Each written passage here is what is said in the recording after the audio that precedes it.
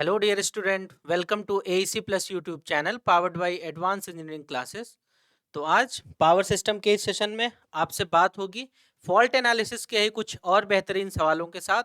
इस सीरीज का उद्देश्य ना केवल आपको आंसर्स बताना है बल्कि साथ में कुछ ऐसे कॉन्सेप्ट भी सिखाए जाना है ताकि आप जब भविष्य में कोई भी एग्जाम अटेंड करें तो उसमें इसी के जैसा या इससे मिलता जुलते कॉन्सेप्ट के सवाल आए तो आप उनके आंसर्स आसानी से दे सकें। अब अगर मान लीजिए कि आप भोपाल सेंटर पर आकर के ऑफलाइन माध्यम में एसएससी जेई एई एवं स्टेट पीएसयूज के समकक्ष परीक्षाओं की तैयारी ऑफलाइन माध्यम से करना चाहते हैं तो उसके लिए सिविल, मैकेनिकल, इलेक्ट्रिकल तीनों ब्रांचेस में हमारे कोर्सेस अवेलेबल हैं। हिंदी एवं अंग्रेजी माध्यम आपको दोनों मीडियम देखने को मिलेंगे। ये रहा हमारी टीम का नंबर जहां पर आप डिटेल्स ले सकते हैं, बैच की फीस और कोर्सेस के बारे में जानकारी भी। अब अगर मान लीजिए कि आप किसी कारणवश हमारे ऑफलाइन बैच को ज्वाइन नहीं कर पाते हैं तो उसके लिए AEC प्लस का ऐप है हमारा, जहां से आप इसको डाउनलोड कर सकते हैं। दोनों प्लेटफॉर्म iOS और एंड्रॉइड पे अवेलेबल है। इसके जो फीचर्स आपको देखने में को मिलेंगे, लाइव बैचेस, रिकॉर्डेड कोर्सेस, साथ ही में मिलेगी आपको एग्जाम ओरिएंटेड टेस्ट सीरीज और मिलेंगे आपको रिवीजन कोर्सेज और साथ ही में देखने को मिलेंगे आपको फ्री स्टडी मटेरियल। तो आप इस ऐप को डाउनलोड करके कोर्सेज परचेस करके अपनी तैयारी स्टार्ट कर सकते हैं। इनको डाउनलोड करने का तरीका ये है कि या तो आप प्ले स्टोर पे जाके AEC सर्च करें, AEC प्लस सर्च करें, या यहां से जो हमको QR कोड आपको दिख रहा होगा इसको डाउनलोड करिए। एंड्रॉइड यूजर इसको स्कैन करें और साथ ही अगर iOS यूजर हैं तो इसको डाउनलोड करके और ऐप को डाउनलोड कर सकते हैं।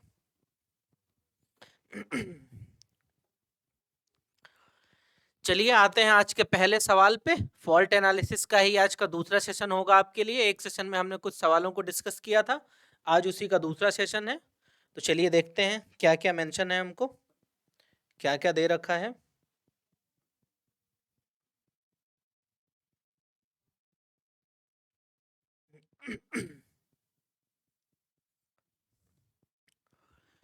इन which type of fault all three components, ठीक है, IA0, IA1, IA2, ठीक है, ये जो तीनों कंपोनेंट्स हैं क्या क्या दे रखे हैं हमको।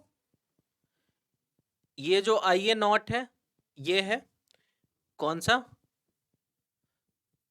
Zero sequence. IA1 कौन सा है, IA1 हमको देखने को मिलेगा IA1 है पॉजिटिव वाला और साथ ही में IA2। IA2 कौन सा करंट है, ये है आपका नेगेटिव सीक्वेंस करंट। तो हमसे इसमें पूछ रखा है कि किस टाइप के फॉल्ट्स में ये तीनों आपस में बराबर होते हैं।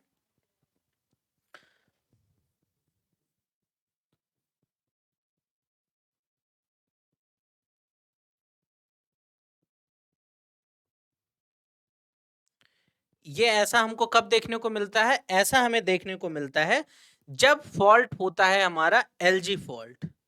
कौन सा फॉल्ट, LG फॉल्ट के केस में ऐसा देखने को मिलता है कि तीनों सीक्वेंस करंट आपस में बराबर होते हैं। तो इस हिसाब से इस सवाल का सही आंसर क्या हो जाएगा LG। इस सवाल का सही आंसर हो जाएगा LG फॉल्ट, यानी कि ए ऑप्शन इस सवाल का करेक्ट हो जाएगा। क्लियर है आप लोगों को, सिंपल सा सवाल है, आपको याद रखने होते हैं। जैसे याद होगा आपको पिछले सेशन में जो हमने सवाल लिया था उसमें ऐसे 3 करंट दे रखे थे, वहां पे सारे करंट्स की वैल्यू 0 हो रही थी, तो हमसे पूछा था कौन सा फॉल्ट होगा, तो उसका आंसर हमने लगाया था कौन सा, double line to line fault, ठीक है। उसी तरह इसका आंसर क्या हो जाएगा, LG फॉल्ट हो जाएगा। चलिए अब आते हैं अगले सवाल पे। द वैलिड पॉजिटिव, हमसे क्या पूछ रखा है, positive, negative and zero sequence impedance, ठीक है, ये हमसे पूछ रखा है इन PU respectively for 220 kilo volt fully transposed. Transposition basically किस लिए किया जाता है, ताकि सर्किट का जो भी इंडक्टेंस हो इक्वल हो जाए और रेडियो इंटरफेरेंस ना हो, इसके लिए क्या किया जाता है, ट्रांसपोजिशन। देखिए ये ऐसे होता है, जैसे मान लीजिए कि आपके 3 वायर चल रहे हैं, ठीक है, ये ए फेज है, ये बी फेज है, ये सी फेज है, ये ए फेज है, ये बी फेज है, ये सी फेज है, ये आपके 3 फेजेस हैं। तो कुछ देर बाद क्या होगा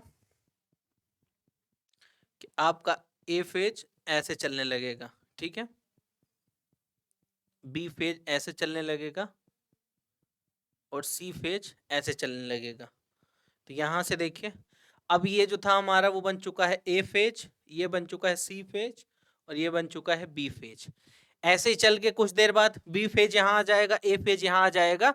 इससे होता है क्या, ये रेडियो इंटरफेरेंस को कम करता है, इससे इंडक्टेंस हमारा क्या हो जाता है, इक्वल हो जाता है, ठीक है, ये बात क्लियर है। तो ये हो गया ट्रांसपोजिशन का मतलब, तो हमसे पूछा है कि पॉजिटिव, ठीक है। अब देखिए जनरली ये होता है कि जो भी हमारा पॉजिटिव सीक्वेंस इंपीडेंस है,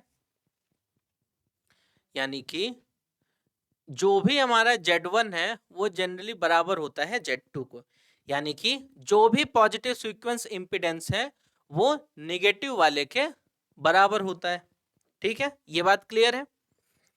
और जनरली ये देखा गया है कि जो आपका Z0 है वो होता है अप्रोक्सीमेटली 3 टाइम्स ऑफ Z1, ये ऐसा हमको देखने को मिलता है पावर सिस्टम में। तो इस हिसाब से अगर ऑप्शंस को चेक किया जाए तो देखिए सबसे पहले बराबर किस में आ रहे हैं, यहां पर देखिए ये बी वाला ऑप्शन, ध्यान से देखिएगा बोर्ड पे सब कोई, ये है 0.1, ये है 0.15, ये भी 0.15, ठीक है, यहां एक बराबर है, यहां तो इक्वल ही नहीं, ये तो रिजेक्ट ही हो गया, ये भी रिजेक्ट हो गया, एक पॉसिबिलिटी यहां बन रही है। अब देखिए इसका अगर 3 टाइम्स करें तो कितना आता है 0.45, ये एग्जैक्ट नहीं होता है बराबर, लगभग होता है। तो ऐसा मान सकते हैं कि ये जो बी वाला ऑप्शन है इसके लिए करेक्ट होगा, क्यों, क्योंकि Z1 बराबर Z2 दे रखा और लगभग 3 टाइम्स तो दे ही रखा है। तो इस सवाल का जो करेक्ट आंसर हो जाएगा वो हो जाएगा आपके सामने बी ऑप्शन हो जाएगा। क्लियर है ये बात आप लोगों को? चलिए इसको याद रखना है, कई बार इस टाइप के आसान आसान सवाल भी आपसे पूछे जा सकते हैं एग्जाम में, तो इसको और इसको आपको याद रखना है। क्लियर है ये बात? चलिए अगले सवाल की ओर बढ़ते हैं। For a single line to ground fault, ठीक है, किस टाइप का फॉल्ट दे रखा है हमको,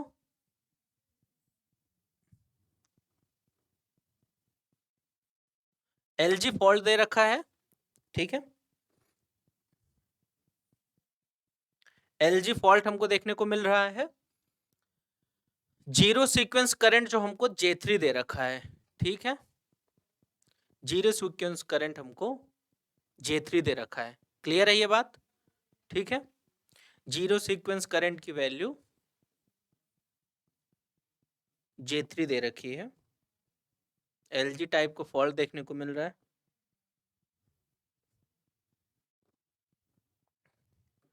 ठीक है। हमसे पूछा है कि the current carried bye neutral, ठीक है, कि न्यूट्रल में कितना करंट जाएगा, ठीक है। तो देखिए ध्यान से देखते हैं इसको कैसे सॉल्व करेंगे।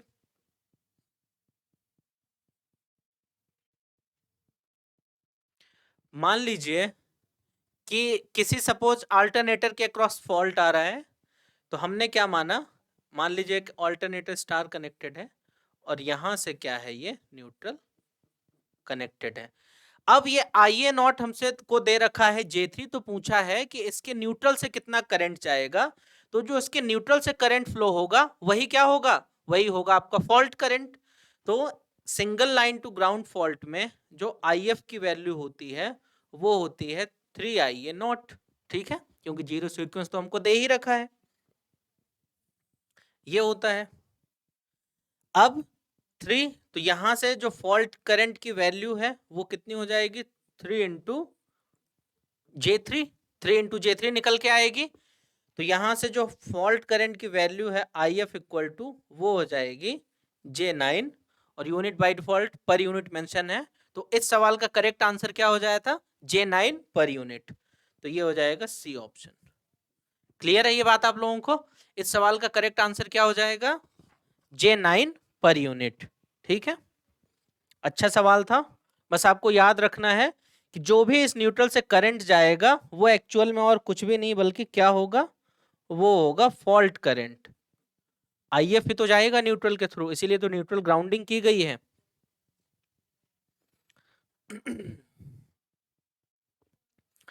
चलिए इस सवाल को देखते हैं, क्या दे रखा है। For a fault at the terminal of alternator. ठीक है, एक फॉल्ट आ रहा है जो अल्टरनेटर के टर्मिनल्स पे आ रहा है, यानी कि जैसे मान लीजिए कि ये हमारा एक क्या है, अल्टरनेटर है।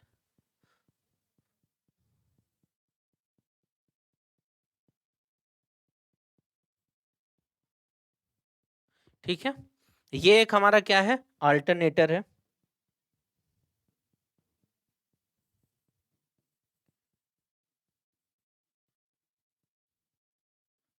ये हमारा अल्टरनेटर दे रखा है हमको, और पूछा है कि फॉल्ट इसके कहां पे आ रहा है, इसके टर्मिनल पे आ रहा है।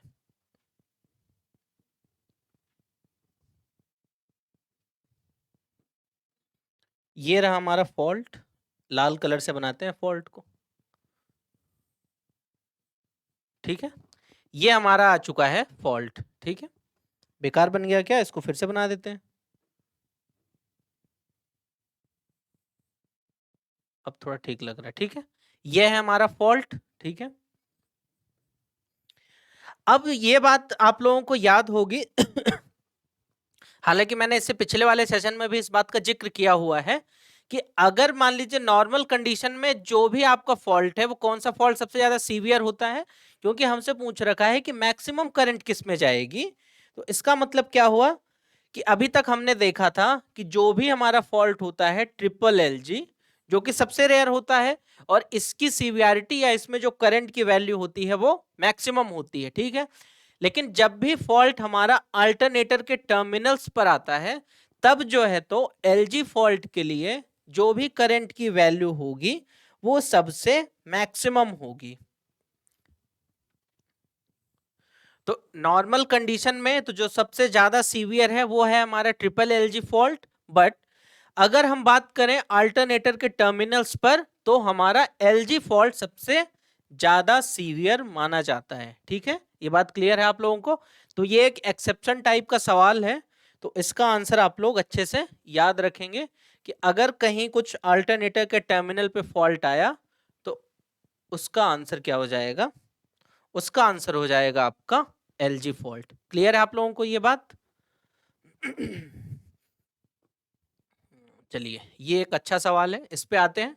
ध्यान से देखिए, डायग्राम वगैरह विजिबल है आप लोगों को। इसमें देखिए हमको क्या दे रखा है, आराम से पढ़िए, पहले एक बार ट्राई करिए वीडियो को पॉज करके अटेम्प्ट करने का।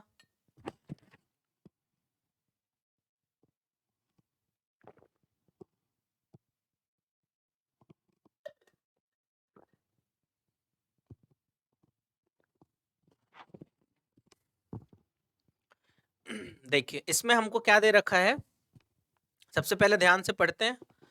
Two identical unloaded generators. ठीक है, ये डायग्राम में हमको दिख भी रहा है कि दो हमारे पास क्या है, जनरेटर्स हैं।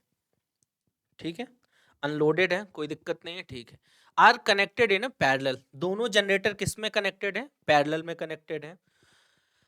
Both the generators are having positive. ठीक है, अब ये दोनों जनरेटर के केस में दे रखा है। ठीक है, तो मैं जनरेटर 1 का ही लेके चलता हूं। ठीक है,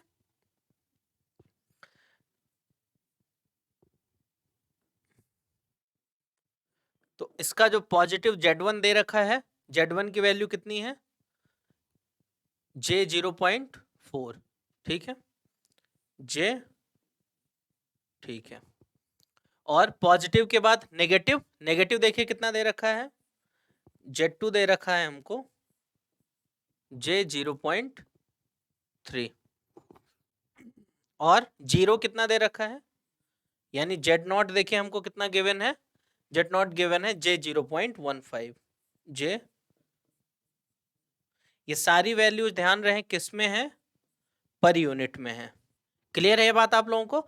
अभी इसमें मैंने कुछ भी नहीं किया, जो भी हमको डेटा दे रखा है उसी डेटा को मैंने यहां पर कॉपी कर लिया और कुछ भी नहीं किया गया है यहाँ नया, ठीक है।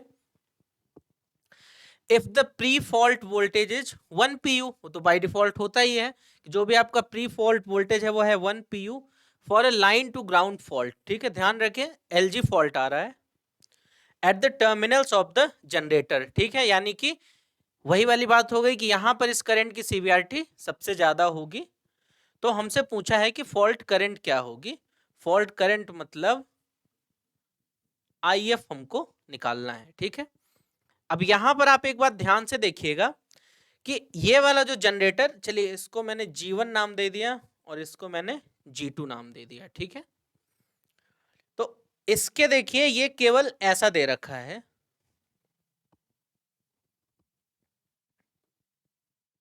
ये जो हमको दे रखा है, ठीक है।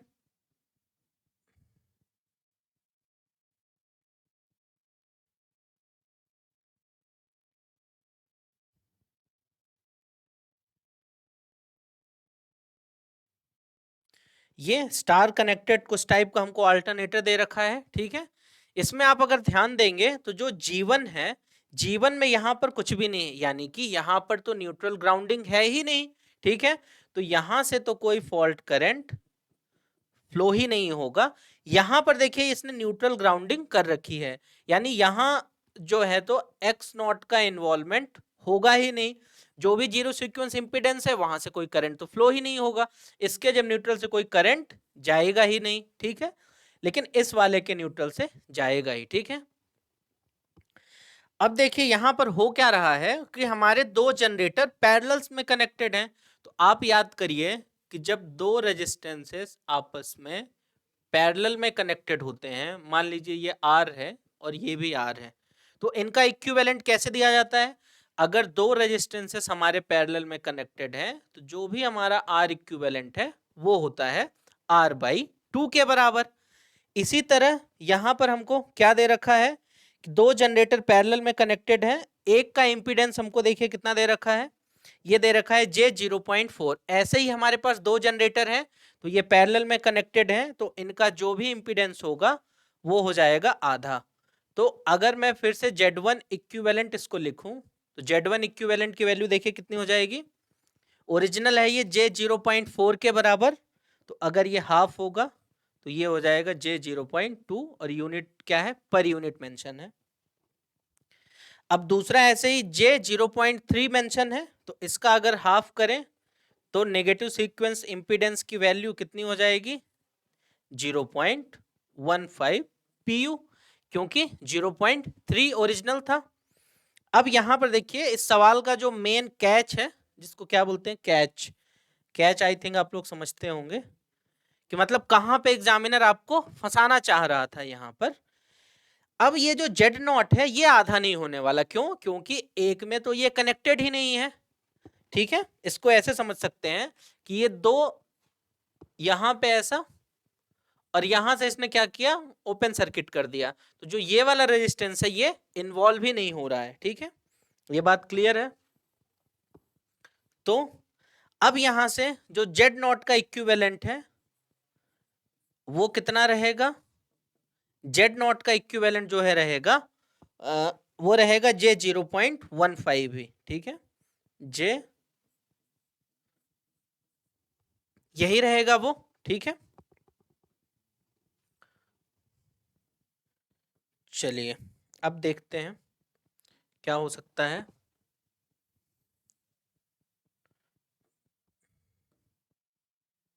ठीक है। अब जो भी फॉल्ट करंट की वैल्यू होगी, ठीक है, तो पहले मैं ऐसा करता हूं कि पॉजिटिव सीक्वेंस ही निकाल लेता हूं IE1 बस, ठीक है। अभी फॉल्ट करंट पे बाद में आते हैं। वो IE1 क्या हो जाएगा, pre fault voltage 1 per unit दे रखा है, ठीक है, यही गिवन है। तो ये हो जाएगा Z1 plus Z2 plus Z0। क्या कोई फॉल्ट इंपीडेंस दे रखा है, चेक करते हैं एक बार, या कोई न्यूट्रल रिएक्टेंस नहीं दे रखा है। ध्यान रखिए कि अगर इस टाइप का न्यूट्रल होता है, बीच में कुछ भी नहीं दिखता, ना इंडक्टेंस ना रेजिस्टेंस, तो इसको बोलते हैं solidly grounded neutral, solid grounded, ठीक है। इसको क्या बोलते हैं, सॉलिड ग्राउंडेड न्यूट्रल। इसको ये कहते हैं, ठीक है। तो ये सब तो दे नहीं रखा है, चलिए सीक्वेंस करंट IA1 की वैल्यू निकालते हैं 1, ठीक है। अब देखिए Z1 कितना है, Z1 है 0.2 और Z2 कितना है, J भी लिख ही लेते हैं, Z2 है J 0.15 और Z0 कितना दे रखा है, ये भी दे रखा है, ठीक है, ये हमको गिवन है। अब देखिए IA1, ये जो IA1 निकाल रहा हूं इसको क्या कहेंगे, पॉजिटिव सीक्वेंस करंट, तो ये हो जाएगा 1, अब 0.2 और ये 30 हो जाएगा, तो ये हो जाएगा 0.5, ठीक है। एक बार इसको वेरीफाई भी कर लेते हैं, 0.2 प्लस 0.15 ये हो गया, ठीक है। तो यहाँ से IA1 की वैल्यू देखिए आपकी कितनी आ गई, -2J पर यूनिट, ठीक है। IA1 की वैल्यू हमारे कितने आ चुकी है, माइनस, ठीक है, ये आ चुकी है, IA1 की वैल्यू हमारी आ चुकी है 2J पर यूनिट में, ठीक है। अब देखिए, अब जो भी फॉल्ट करंट होगा single line to ground fault के लिए, इस वाले फॉर्मूले को आप याद रखिएगा, क्योंकि शॉर्ट सर्किट MVA निकालने में इसी का इस्तेमाल होता है, ठीक है। चलिए अब जो भी फॉल्ट करंट होगा,